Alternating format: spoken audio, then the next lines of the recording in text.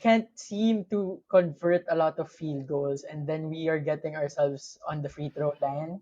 Familiar story. Akala ko na-exercise na natin eh. We No. were looking good the first 3 games, di ba? Parang the first 3 games, I think we at least shot better than 65%, which is above average na for LaSalle standards. And then today we missed 16 shots, including those 2 crucial attempts by KQ to at least tie the game down the stretch. So that really says that it's an off night.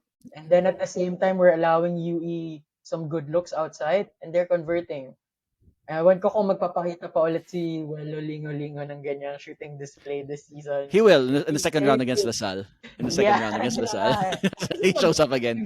See you next Pag round. Ateneo, pag UP, UST kalaban, I don't think we would see that at No. all. Kasi sabi sa'yo, pag tayo kalaban, nagiging Team A sila eh.